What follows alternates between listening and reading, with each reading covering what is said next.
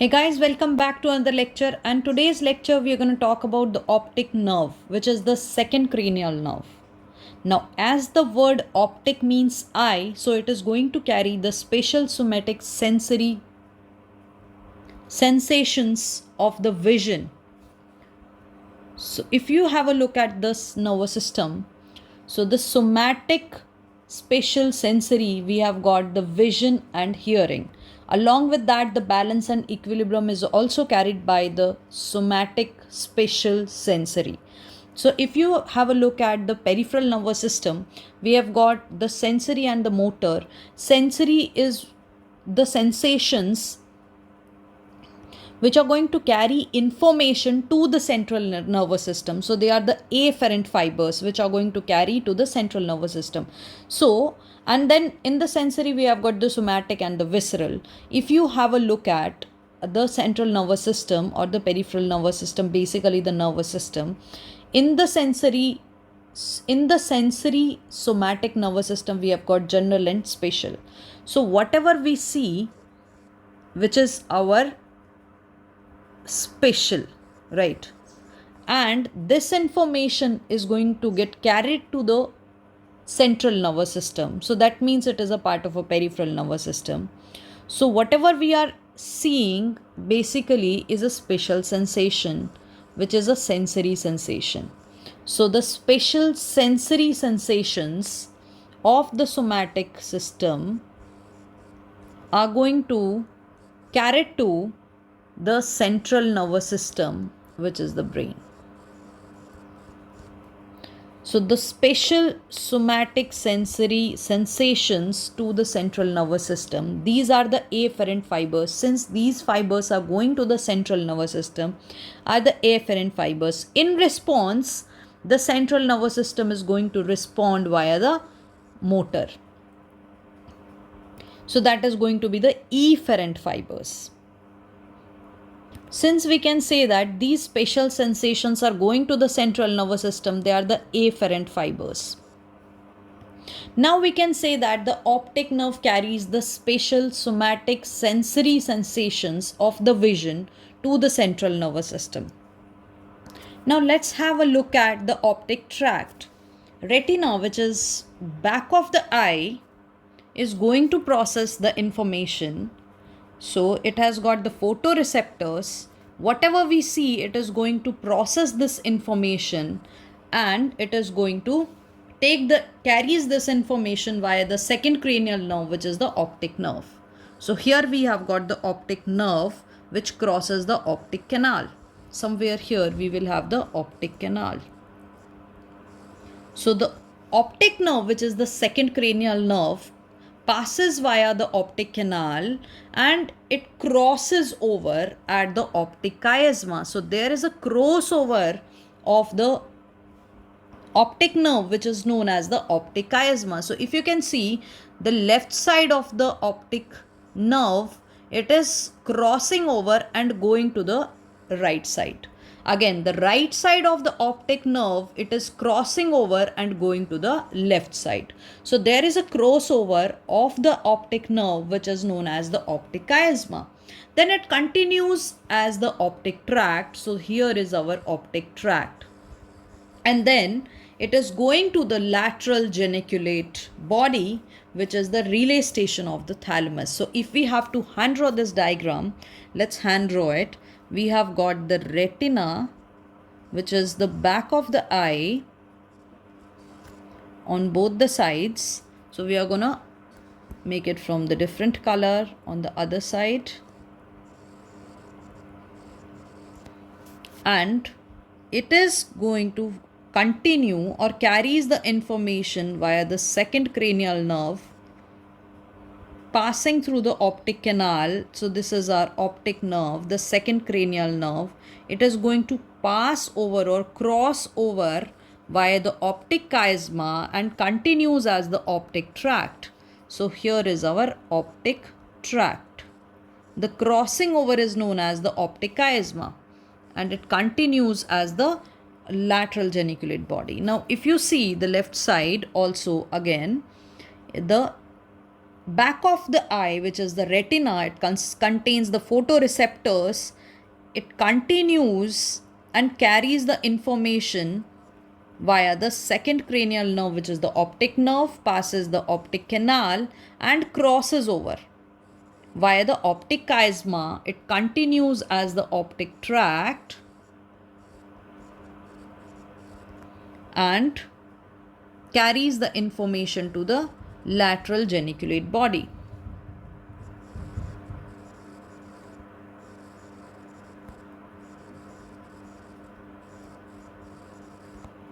Which is the relay station of the thalamus, which is again in turn going to carry the information to the brain, the central nervous system to the occipital lobe, and the cerebral cortex of the forebrain. So this particular portion is our optic chiasma, which is the crossing over.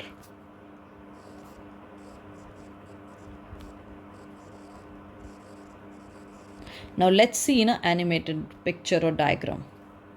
As you can appreciate, the back of the eyeball, we have the retina, which contains the photoreceptors, carries the information via the second cranial nerve, which is the optic nerve. So this is the optic nerve on both sides, and it crosses over, which is the optic chiasma. So if you can see, this crossover is the optic chiasma. And then it continues as the optic tract. So this is the optic tract into the geniculate, lateral geniculate body. Into the lateral geniculate body. So if you again have a look at here, from the back of the eye, retina, it carries the information via the second cranial nerve. This is the optic nerve. And it crosses over, forms the optic chiasma. If you can see, this crossover is the optic chiasma, continues as the optic tract, and then into the lateral geniculate body.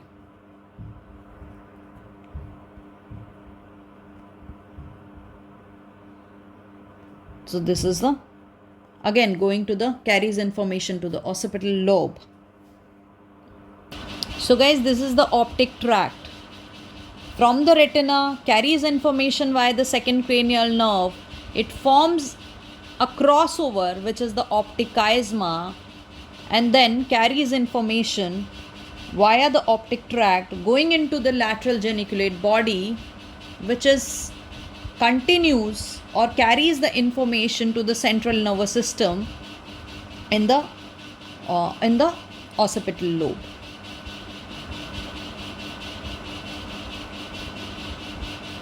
So like this is the optic tract.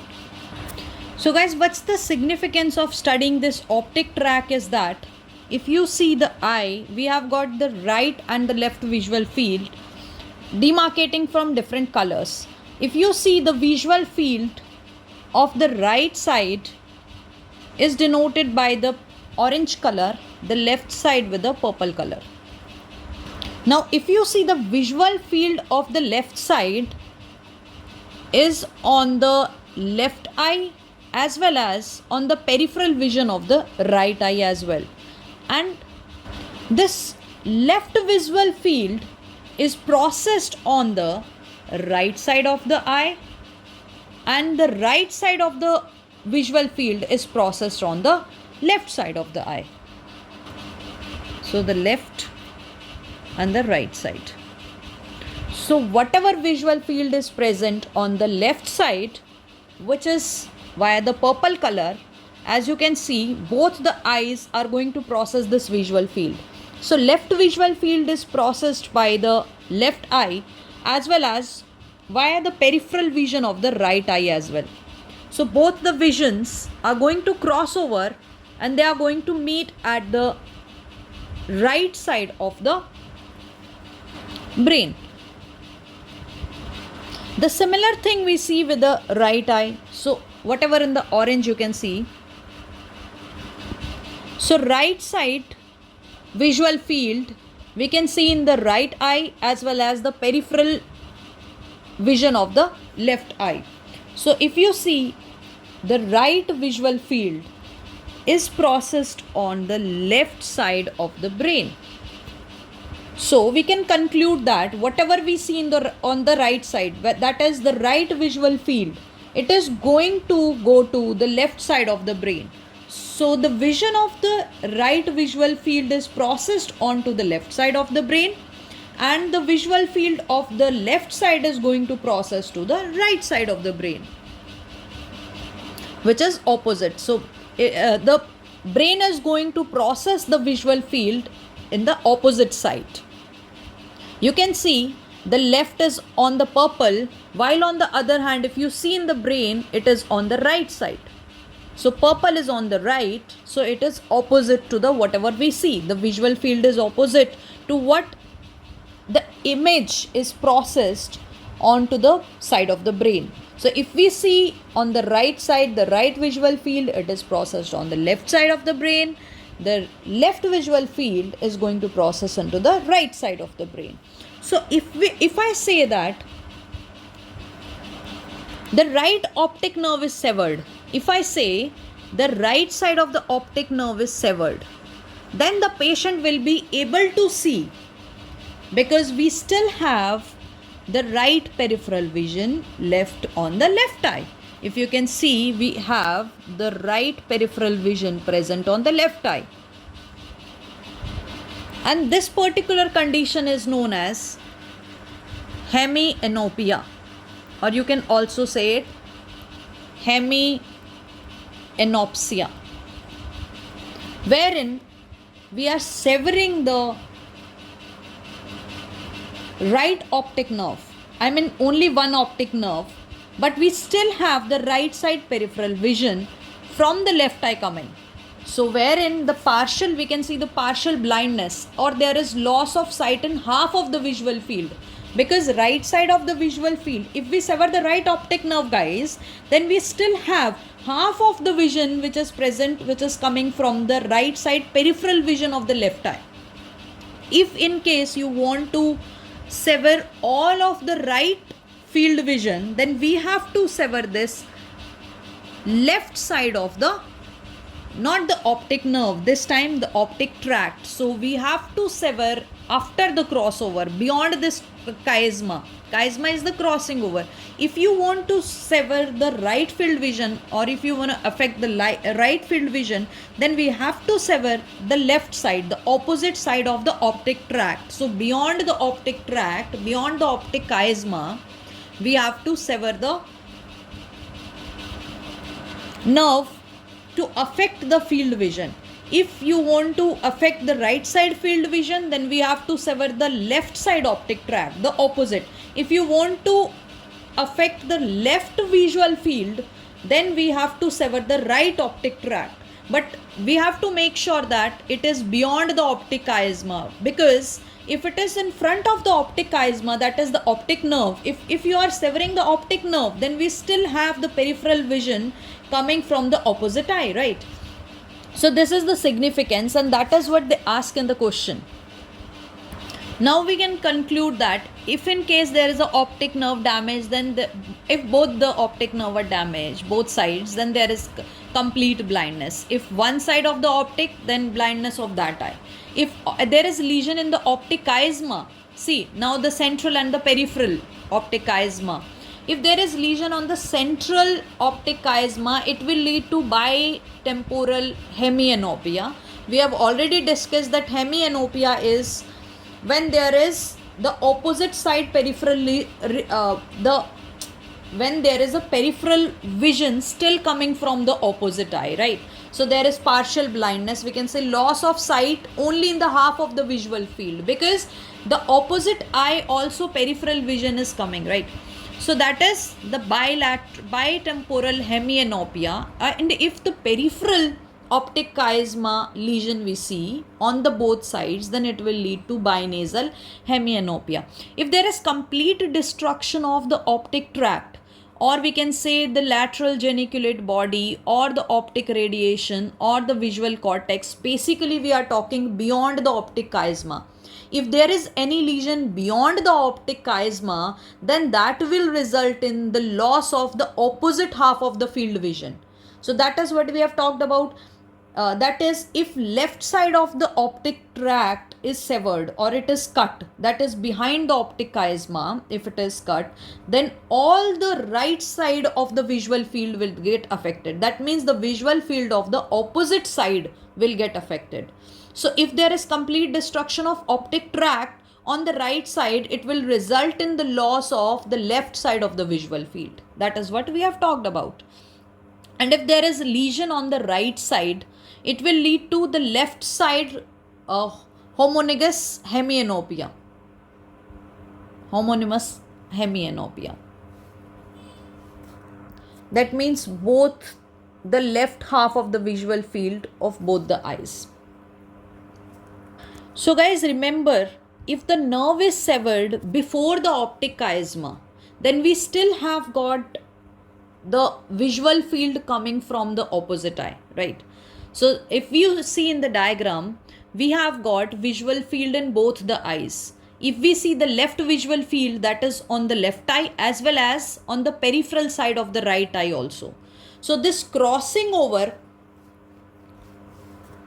will process this information in the opposite side of the brain. So if we sever the right optic nerve, then we still have the peripheral vision of the right side coming from the left eye.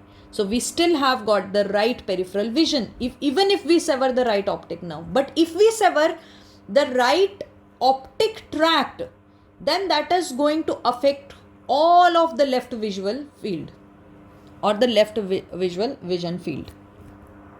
So guys, this is the optic pathway, or we can say the visual pathway. And we also know women are better at shade matching because they have more number of cone cells.